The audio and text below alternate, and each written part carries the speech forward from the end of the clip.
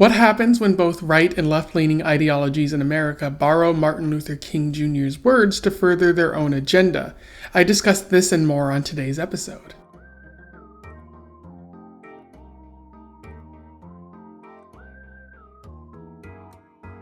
Welcome back to Around the Weird, a booktube channel where I talk about all the unusual and out of the ordinary literature that I've found in my travels. And today I want to talk about a story that is very timely with Black History Month and also Martin Luther King Jr. Birthday being last month. And so yeah, today's nonfiction, today's book club read, as selected by my friend Bevan, is about Martin Luther King Jr. and his legacy 50, 60, 70 years later. I am referring to The Struggle for the People's King by Hajar Yazdiha, which was published in 2023. For those who don't know, Hajar Yazdiha is an Iranian American writer and also a sociologist. She's primarily a sociologist, academic type, as she works and teaches at the University of Southern California, which is pretty cool. She has been writing about racism, anti-racism, and dangerous extremism for some time. And this has all been sort of like funneled into this book, which focuses on Martin Luther King Jr., the use of his ideology by various civil rights movements, and what that means overall. I didn't know about this author beforehand, and something tells me I'm probably not going to talk about them in the future, just because it doesn't seem like they're writing books for a career. They're writing books just to get their research out, which is still very valid. But yeah, without further ado, let's talk about this book. I will do a summary, a little bit of analysis, and we will move on from there. So The Struggle for the People's King begins with a prologue and introduction where Yazdiha talks about Glenn Beck and the rise of the Tea Party movement and how they attempted to alter the image of Martin Luther King Jr. by just saying that their cause of protesting against the government was noble because they were protesting an injustice, much like Martin Luther King Jr. was doing, and they also were protesting sort of racism against white people, which has been kind of been co-opted for use by other alt-right movements since Glenn Beck. And Yazdiha just notes that that's kind of perverting the original message of Martin Luther King Jr.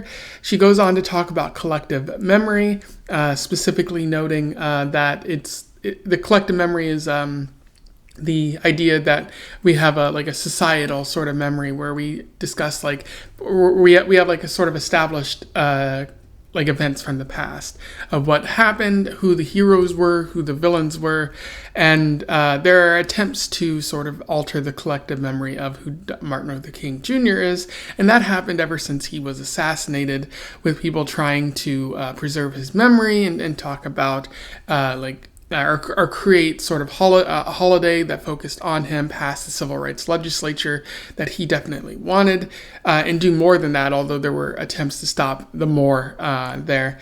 And this didn't really come to fruition until the Reagan era, when Reagan passed a law to memorialize King, but also altering his memory to show that he wasn't as confrontational as he actually was. And also ignoring the fact that Reagan did a whole bunch of racism in his administration, relying on the Southern strategy, which sort of evoked racism to get white Southerners out to vote. Also, union breaking and whatnot, and also not really stopping discrimination in public housing.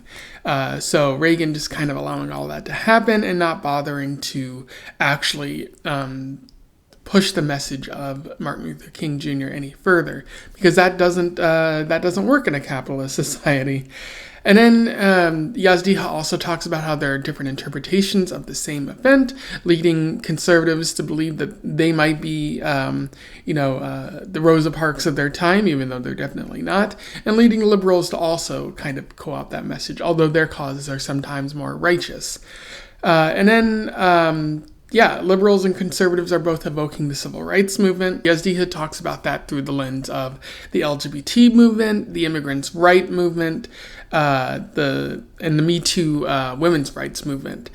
Specifically noting how in those movements you have the liberal or the left-leaning ideologies evoking MLK to get civil rights, and then you have the right kind of movements who are opposing those liberal or leftist movements in an effort to also kind of carry on the legacy of MLK by reacting how the white Southerners reacted when MLK reacted, or when MLK showed up, and being like, oh, these people are trying to undermine the American system. They don't care about democracy, and King wouldn't want this because he was much more peaceful, and he promoted civil disobedience rather than rioting or confrontation, basically seeking to alter it but also responding exactly the way that the white Southerners would at the time, which is to call people un-American and try to invalidate their movement.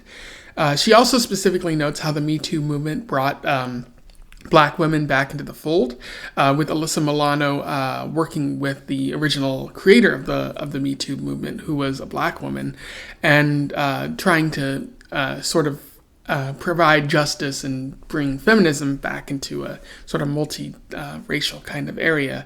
Of course, the press and everyone else focused on Alyssa Milano and all the other white women at that time. So there was some mixed success with that attempt there. And as the story comes to a close, Yazdiha discusses some other elements that are important, such as reclaiming Martin Luther King Jr., but also there's a need for education, which is kind of difficult to do when you have conservatives altering history in the history textbooks in order to promote their version of history. So there's a need to kind of reform the educational system. And then there's also a need for confrontation, because we have this image of a peaceful MLK Jr. in our heads, and that's not who he actually was.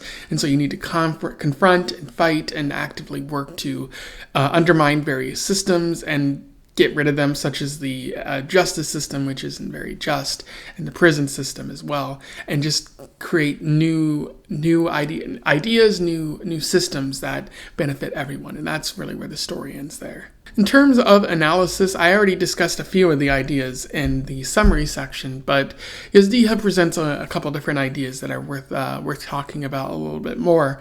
And one of those ideas is the act of co-opting Martin Luther King Jr.'s original message. Both right and left ideologies invoke King in the civil rights movement. Yazdiha is correct about that.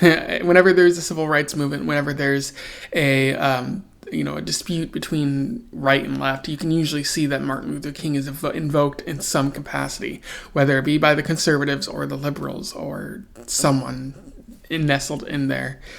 And so the right seeks to undermine and reframe. So when it comes to conservatives or alt-right movements, they seek to say, hey, you're not an American if you're acting that way. Kind of how they said Martin Luther King Jr. was a communist, and he might have actually been that or a socialist, but that was beside the point.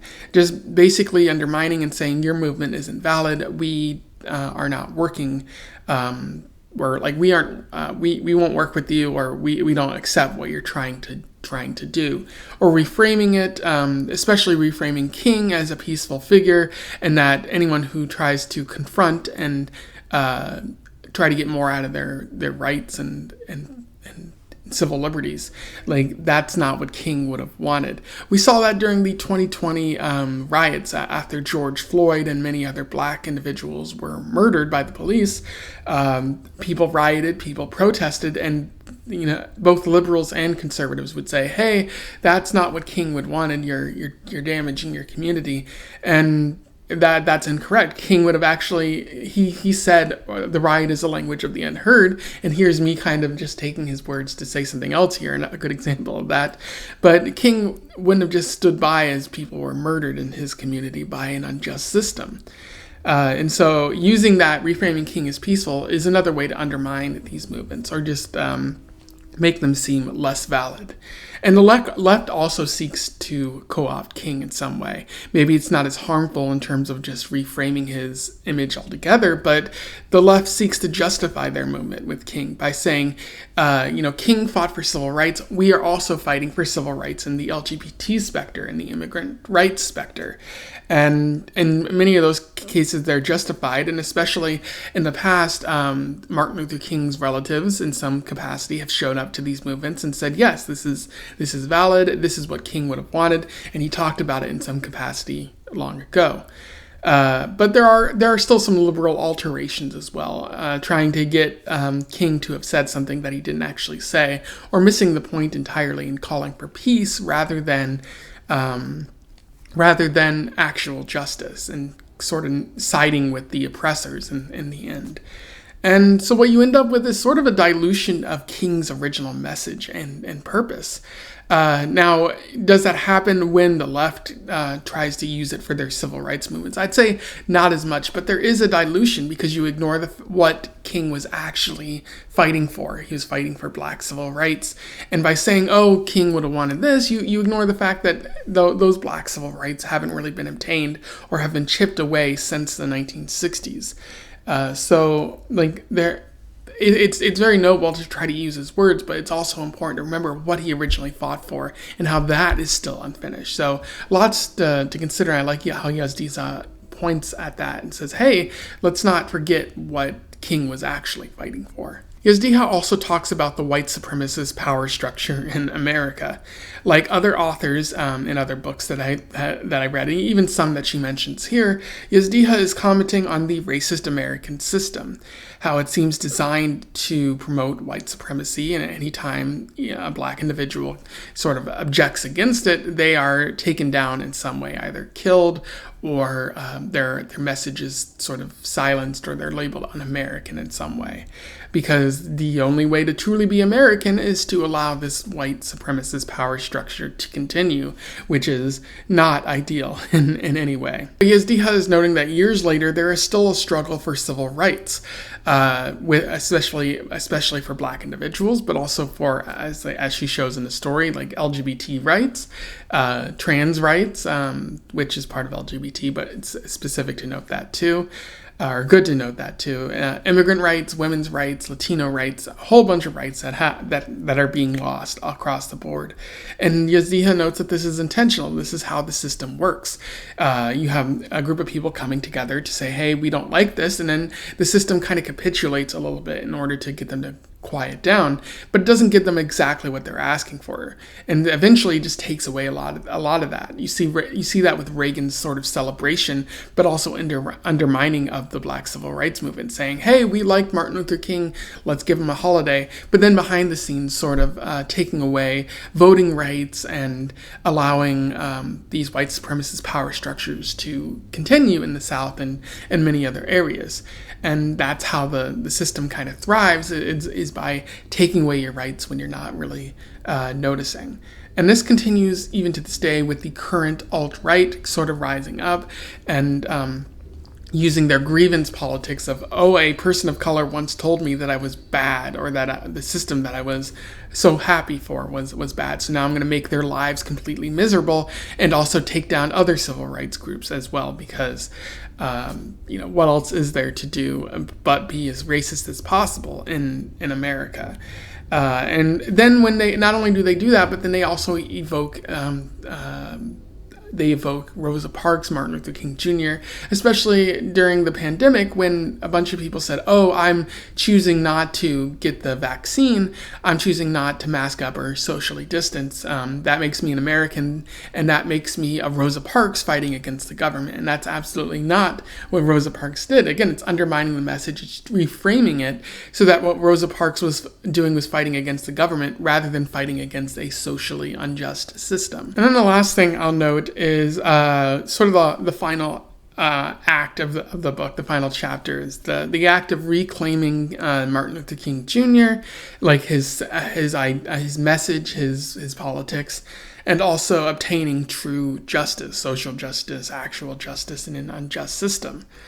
Yazdiha notes that it's not easy, but it's still possible. And I'd argue that maybe it's not as easy or it's not as possible as Yazdiha might think, especially with the alt-right and with the current sort of surveillance state that exists. Among many other things, it seems like the system is built to prevent unity from forming in the first place. And if it does form, then you just undermine it by using propaganda, you undermine it by division, you do a whole bunch of things. And I guess what Yazdiha wants us to do is unite despite all of that. But it's still pretty challenging when the system already saw one Martin Luther King Jr. and doesn't want another one to rise up, or even like a group of people to rise up and demand their rights. But what Yazdiha is talking about here is education, trying to spread the message of what Martin Luther King Jr. actually said, and challenging those different interpretations that aren't actually true, and seek to eliminate slavery and Jim Crow and discussions of that in the educational system, because young adults need to know about that. And then confrontation, highlighting how, Martin Luther King Jr. wasn't simply peaceful. He fought for what he wanted to achieve, and he was attacked as a result. And so we need to be like that. We need to confront injustice whenever we see it in a loud, brazen, bold, and kind of unkind way. You can't be kind to injustice and racism. You have to challenge it and fight it whenever you see it, and then forming alliances as well. It's no accident that she talks about the LGBT rights movement, the Latino rights movement, immigration, Me Too, and all of that. She's trying to draw a comparison that all of these movements are similar and founded on the basis of what MLK said. So by talking about all of that, you note that like these alliances need to form, and that if one side rises, then maybe we can all rise. Injustice anywhere is a threat to justice everywhere. So if one group is suffering, you need to come out and fight for them as well. And I really understand that, and I like how Yazdiha makes that more evident. It's one thing to just have that message out there, but it's another to show it throughout this entire book. If I had to say one, not very good thing about this book is that it does feel a bit academic. Again, that's probably because Yazdiha is an academic, a sociologist, and so this comes across as somewhat sociological in nature, just noting the structure and how these movements form and their responses to them.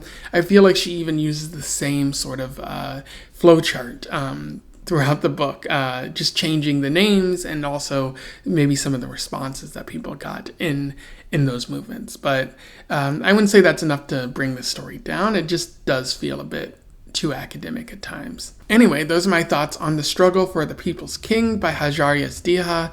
A pretty solid bit of nonfiction, a welcome entry into Black History Month, and also a pretty good book club read.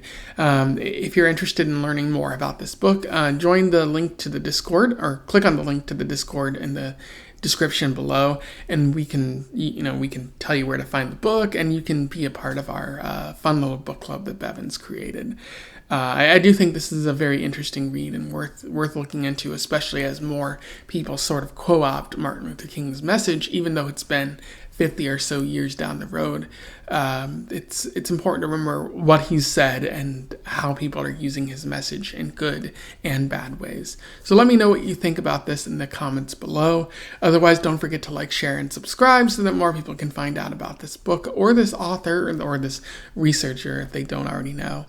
And also, again, join the Discord if you want to have further conversations about this book or a book club or just media in general. And until then, we wish you the best of luck in your weird and Martin Luther King Jr. travels. Farewell.